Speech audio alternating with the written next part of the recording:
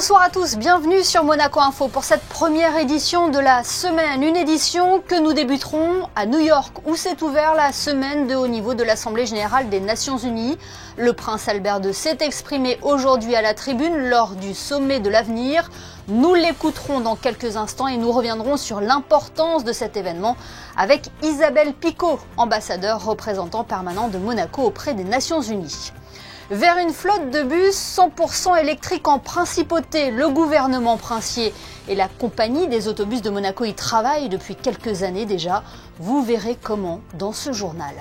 Puis nous recevrons Jean-Franck Bussotti. Il est le président de l'association monégasque de normalisation qui a permis à Monaco de devenir le 171e pays membre de l'organisation internationale ISO.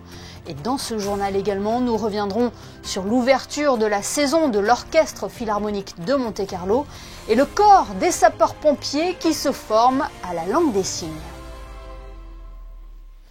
Direction New York donc pour débuter ce journal où s'est ouvert aujourd'hui la semaine de haut niveau de l'Assemblée Générale des Nations Unies. Les chefs d'État et de gouvernement se sont réunis au siège de l'ONU pour relever les défis mondiaux actuels et futurs. Rejoignons sur place notre correspondante permanente aux États-Unis. Bonsoir Alexandra Pani.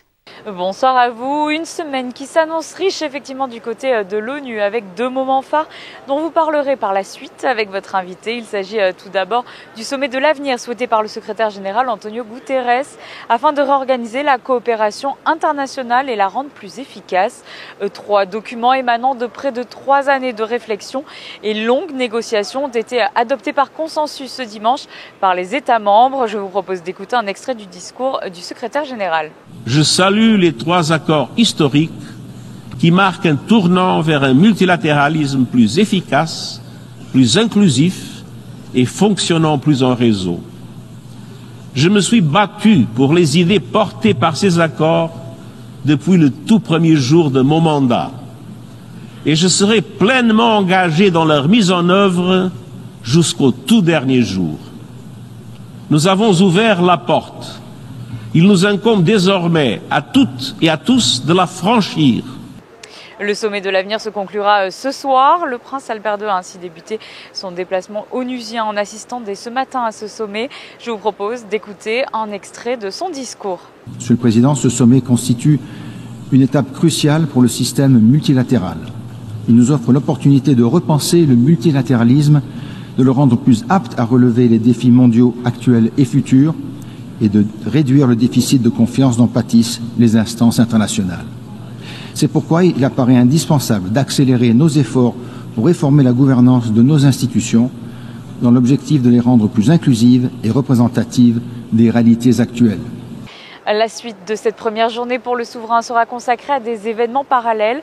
Nous y reviendrons dans une prochaine édition. Et demain, mardi, s'ouvrira le débat général où le prince Albert II prendra la parole dans la soirée. Le débat général est la grand-messe du multilatéralisme. Chaque année, au mois de septembre, les chefs d'État et de gouvernement s'expriment à la tribune des Nations Unies pour présenter leur engagement, leur réalisation et leur vision de la gouvernance mondiale. En cette année marquée par les conflits au Moyen-Orient et en Ukraine, mais aussi la crise climatique, les États membres devront redoubler d'efforts pour prouver leur engagement et leur coopération aux yeux du monde. Merci Alexandra. Vous l'aurez donc compris, cette semaine au siège des Nations Unies marque une étape décisive dans l'effort mondial.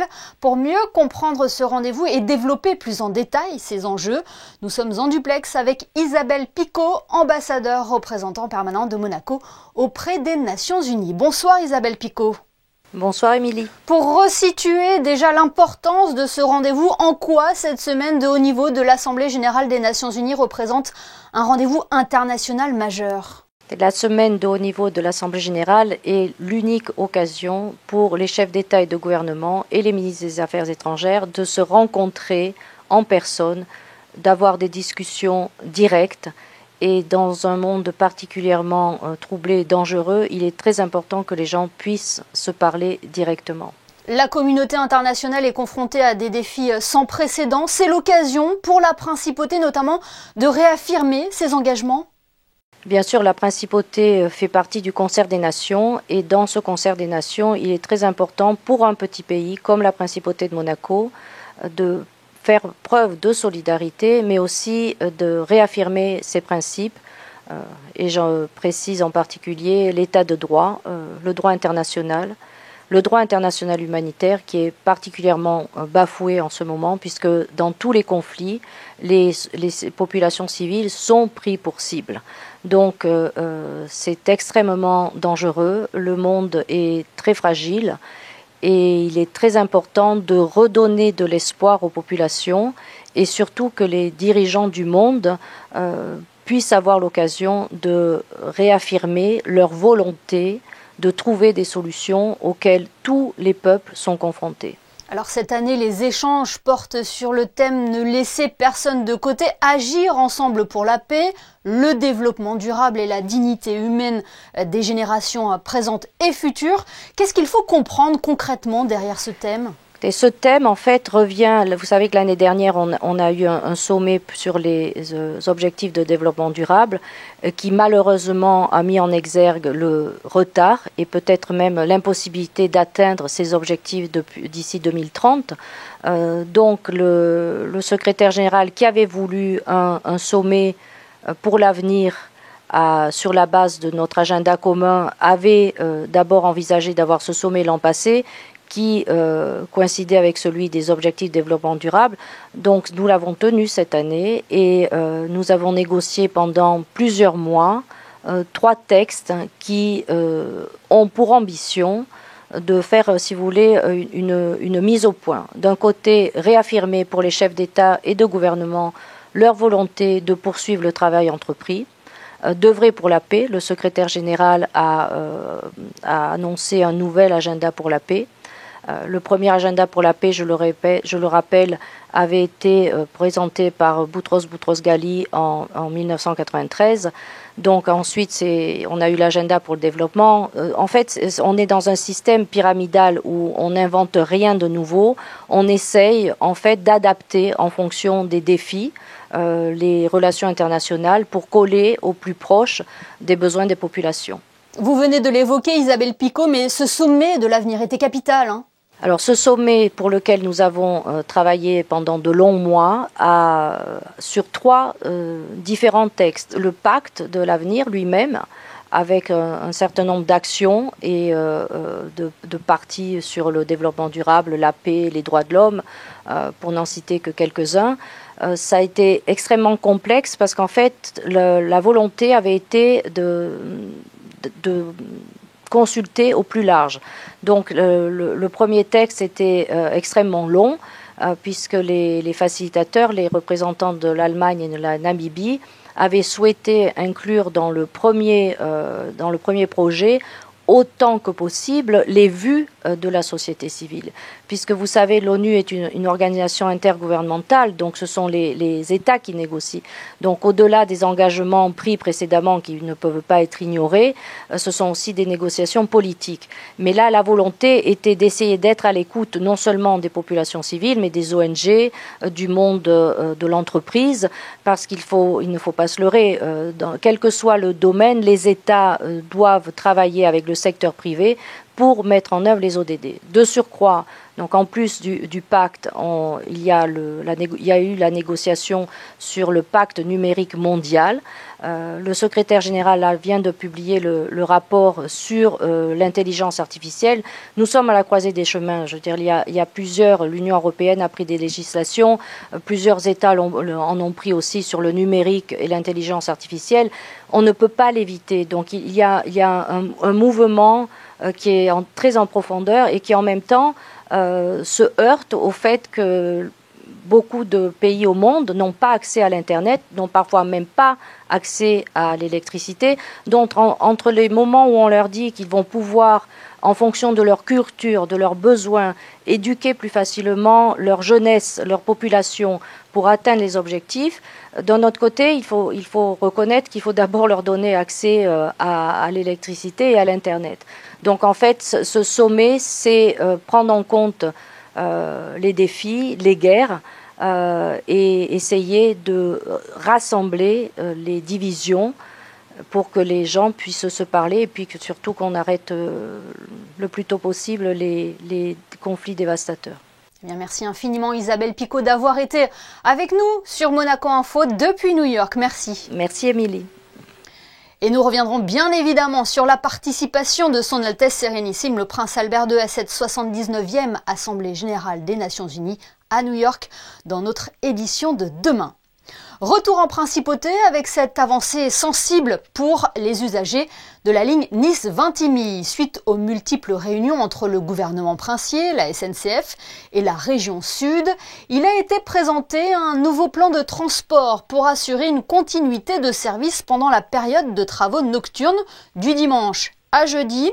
Ainsi, dans le sens Monaco-Nice, le dernier train au départ de la principauté partira à 22h02. Des bus de substitution seront ensuite mis en place. Même cas de figure dans le sens Monaco-Vintimille, où cette solution a été proposée après le départ du dernier train à 21h55. En fonction des usages constatés, les solutions de substitution pourront être ajustées. À noter que les soirs des matchs de football, la circulation des trains en soirée sera assurée, comme ce fut le cas pour la rencontre de Ligue des Champions entre l'AS Monaco et le FC Barcelone. Retrouvez tous les détails sur le site www.gouv.mc. Restons dans le domaine des transports et de la mobilité. Depuis quelques années déjà, le gouvernement princier et la compagnie des autobus de Monaco travaillent ensemble pour décarboner sa flotte de bus. Plusieurs véhicules électriques sont déjà venus enrichir le parc qui à terme devrait devenir 100% électrique. Une transition qui s'annonce méticuleuse, comme vous allez pouvoir le constater dans ce reportage d'Alba de Gingembre et Lionel Bernardi. Des bus 100% électriques pour toute la flotte de véhicules de la compagnie d'autobus de Monaco, c'est l'objectif à atteindre d'ici 2030. Le but, c'est d'arriver à une échéance la plus rapide possible pour décarboner le réseau d'autobus qui était en thermique, donc avec une énergie fossile. En émission, un électrique n'émet rien. Par contre, derrière, c'est toute la partie fabrication qu'il faut maîtriser. Donc nous, on maîtrise cette partie, en tout cas, de roulage du véhicule, la partie recyclage de la batterie. Après, la façon dont on est confectionné, personne ne la maîtrise aujourd'hui. Mais en termes d'émissions locales, on est à 0. En tout, ce sont plus de 65 véhicules électriques qui vont être mis en service. Cette métamorphose implique des travaux à plusieurs niveaux. On ne peut plus faire un plein de carburant en 5 minutes. On est obligé de jongler avec les puissances pour pouvoir recharger ces véhicules. On arrive à des valeurs quand même de charge de 150 kW qui sont énormes. Donc on peut charger ces véhicules en 2 heures, 2 heures et demie et en seconde. C'était bien sûr la sécurité. On supervise les bus H24. S'il y a un départ de feu, on a installé donc des canons à mousse aussi, qui permet de noyer le dépôt entre 3 et 4 minutes. Toutes les zones de parkage de la principauté doivent être électrifiées. Prochaine étape, le parking des pêcheurs d'ici fin 2025. Il est temps à présent de recevoir notre second invité avec qui nous allons parler de l'AMNOR, l'association monégasque de normalisation qui a permis à la principauté de devenir membre de l'organisation internationale ISO. Que cela représente-t-il pour le pays? Quelles sont les opportunités qui s'offrent désormais aux entités monégasques? C'est ce que nous allons tenter de savoir avec Jean-Franck Bussotti, président de l'AMNOR. Bonsoir. Bonsoir Émilie. Pouvez-vous nous expliquer plus précisément ce qu'est l'AMNOR et à qui s'adresse-t-elle? L'AMNOR est une association, c'est l'association de normalisation nationale du pays. C'est l'homologue de l'AFNOR qui est bien connue, l'AFNOR française, avec qui nous entretenons de très bonnes relations. En fait, nous représentons l'ISO à Monaco, mais surtout, nous représentons Monaco au sein de l'ISO et nous efforçons d'être ses meilleurs ambassadeurs sur la scène internationale. Ça a été tout un processus pour en arriver là, un processus qui a finalement été très rapide parce que jusqu'alors, Monaco n'avait pas d'entité de normalisation, c'est ça? Et il est vrai qu'en 2015, lorsque je me rendais à Bruxelles aux côtés de la délégation monégasque pour les négociations avec l'Union européenne, nous avions conclu que l'absence d'une entité nationale de normalisation internationalement reconnue s'était avéré être un obstacle qui semblait totalement insurmontable. Et aujourd'hui, bien, la mission est accomplie en moins de 5 mois. L'AMNOR est le représentant officiel de la principauté et surtout le 121e pays ayant le statut les plus élevés, c'est-à-dire de membre à part entière, ce que l'ISO appelle Full Member Body, qui dispose des plus pleins pouvoirs et du droit de vote de une voix, au même titre que la France, l'Italie, les États-Unis ou la Chine. C'est donc un réel avantage pour Monaco ?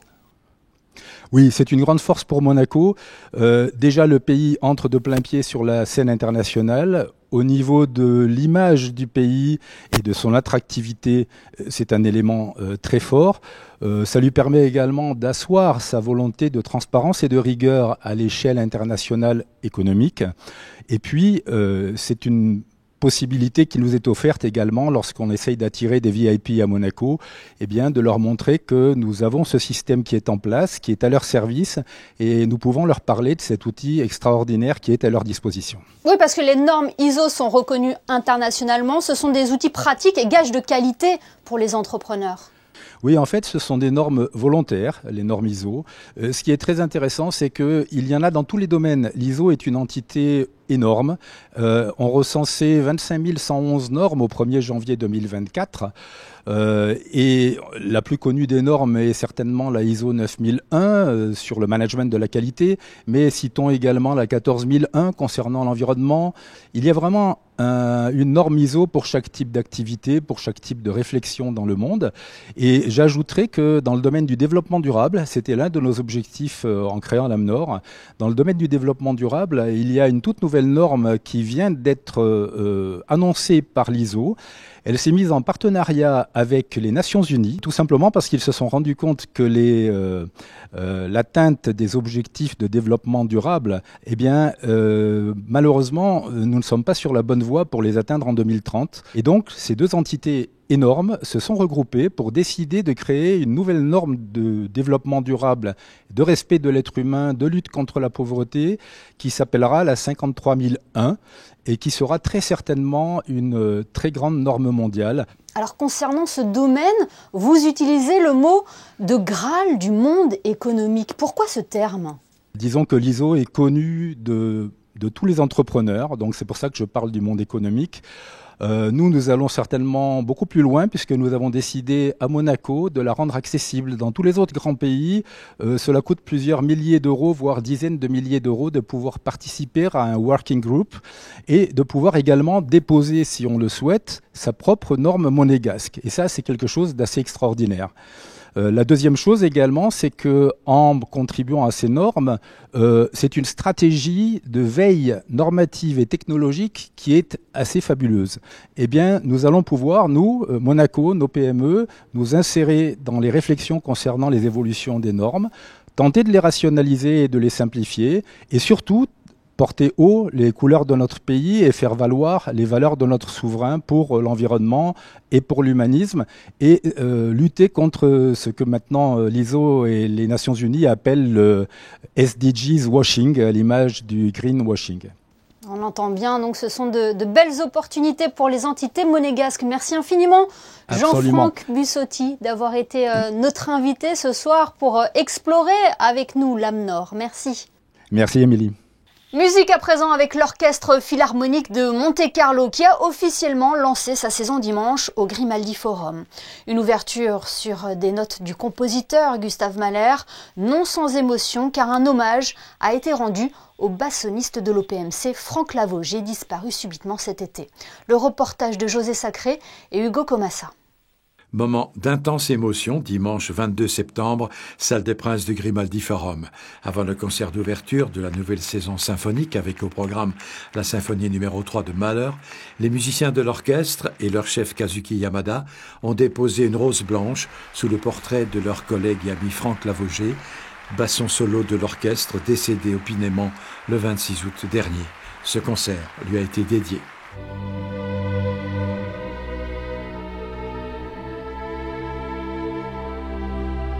Great piece for taking the memorial for the Franck Lavogé.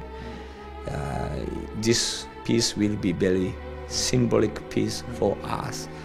And Franck was such a special person in OPMC. It's for every musician it was so shocked. But I can imagine Franck want to Franck says don't want to be too sad. We have to make future. And in this kind of things all meaning is coming in this symphony.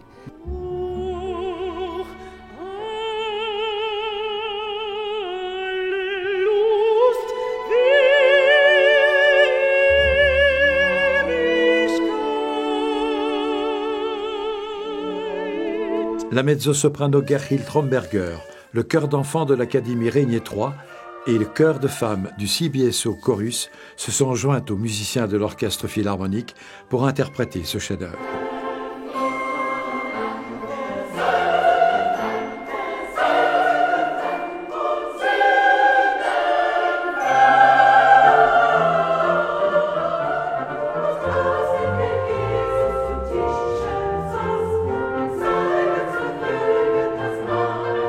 Maybe Mahler thought through music everybody can be together. Everybody can, not only by religion. Yes, to be union.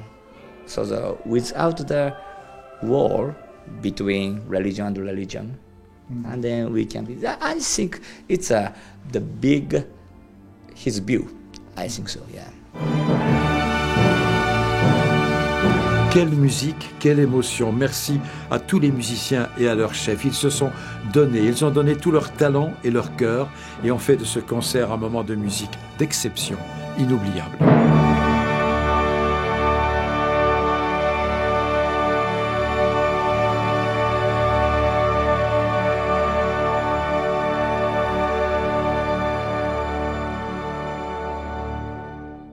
Après le succès des journées portes ouvertes au sein de ces casernes, le corps des sapeurs-pompiers de Monaco a reçu la visite aujourd'hui des pompiers du Calvados pour une initiation à la langue des signes, une formation bénéfique et nécessaire en cas d'intervention auprès de personnes malentendantes et ou muettes. Le ministre de l'Intérieur, Lionel Beffre, et le ministre des Affaires sociales et de la Santé, Christophe Robineau, étaient présents pour saluer cette belle initiative. Le reportage d'Alban Jean-Jambre et Jean-Alexandre Dordet. Sur le terrain, les pompiers peuvent être confrontés à des personnes sourdes ou muettes, ce qui peut être source de complications lors d'une intervention.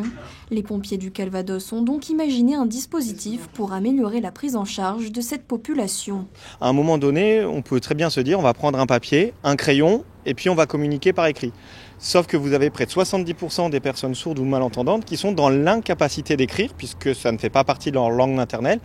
Et donc la communication par écrit n'est pas bonne. Et donc l'objectif dans ce module d'acculturation, c'est de leur dire non, ne passez pas par l'écrit, plutôt passez par quelques signes de base. On a développé aussi un outil de communication opérationnelle qui permet d'être une interface entre le sapeur-pompier et la victime, où à l'intérieur nous avons des vidéos, des pictogrammes et qui permet de créer cette communication, de pouvoir poser les bonnes questions. Les pompiers du Calvados se déplacent pour former leurs homologues. Ici, 4 sapeurs-pompiers monégasques suivent la formation dans le but de pouvoir venir en aide aux personnes malentendantes. Une fois, j'ai été dans une situation où on a contacté les pompiers, mais je devais m'efforcer, moi, de m'adapter aux pompiers alors que j'étais déjà malade.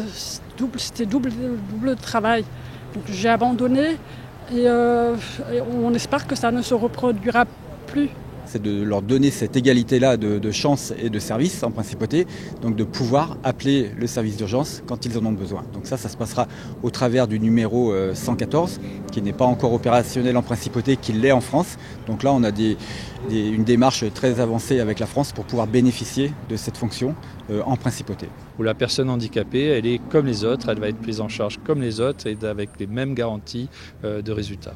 Nous, ensuite, il nous appartiendra ici à Monaco de faire le travail à partir de la formation qu'auront reçue nos 4 ambassadeurs aujourd'hui. À l'issue de cette formation, les 4 sapeurs-pompiers auront un rôle de référent pour former le reste du corps des sapeurs-pompiers de Monaco. Voilà pour cette initiative alors que nous célébrons aujourd'hui la journée internationale des langues des signes. Et chaque lundi et mercredi, Monaco Info vous permet de faire plus ample connaissance avec les restaurateurs, les artisans, les commerçants qui contribuent au rayonnement de la principauté. Ce soir, dans ce nouveau numéro de Ceux qui font Monaco, nous retrouvons Christina Thomel à la salle Hercule Fitness Club pour se dépenser un petit peu, Christina. Oui, aujourd'hui nous avons décidé d'envoyer du lourd. Alors comme son nom l'indique, la Hercule Fitness Club fait le beau jour de tous les sportifs en principauté. Alors comment toute cette belle histoire a débuté? La réponse en images.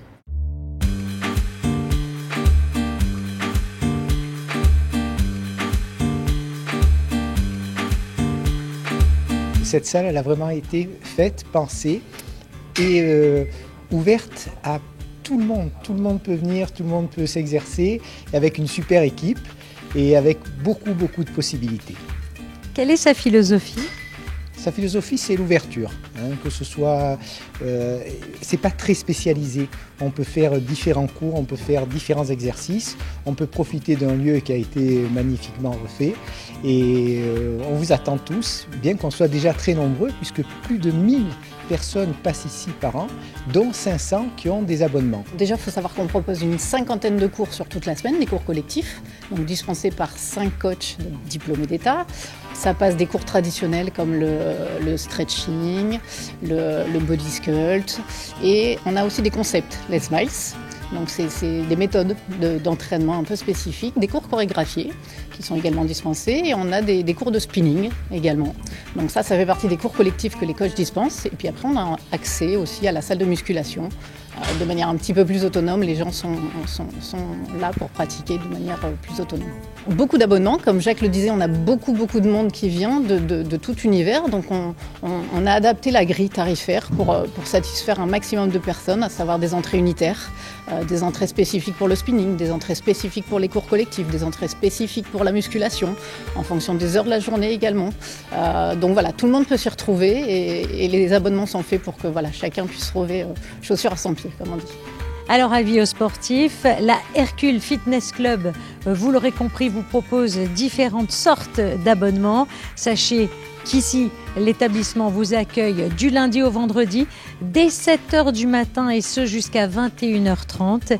Et puis le week-end, les horaires changent un tout petit peu, 8h le matin jusqu'à 18h en soirée. Et oui, à vos baskets donc, Chrisinda. Avant de clore cette édition, un point sur les prévisions météo avec Sarah Inkari. Bonsoir Sarah. Après les pluies diluviennes tombées aujourd'hui sur la principauté, peut-on espérer une légère accalmie pour la journée de mardi ? Bonsoir Émilie, bonsoir à tous. Oui, la vigilance jaune aux orages et pluies inondations a été levée aujourd'hui à midi sur la Côte d'Azur. Demain, nous retrouverons donc un temps plus calme avec un ciel certes gris le matin, mais qui se découvrira au fil de l'après-midi. Attention toutefois aux rafales de vent annoncées à 65 km/h du côté des températures. Elles augmenteront de quelques degrés. La minimale entre 7h et 8h sera de 13 et la maximale de 23 degrés dès 15h. Enfin Émilie, nous fêterons demain la Sainte Thècle. Merci Sarah et merci à vous d'être fidèles au JT de Monaco Info. On referme cette édition avec l'ouverture de la saison symphonique de l'Orchestre Philharmonique de Monte-Carlo et cet hommage rendu à Franck Lavoger. Photo signée ce soir Frédéric Nébinger. Passez une excellente soirée et à demain 19h pour une nouvelle édition sur Monaco Info.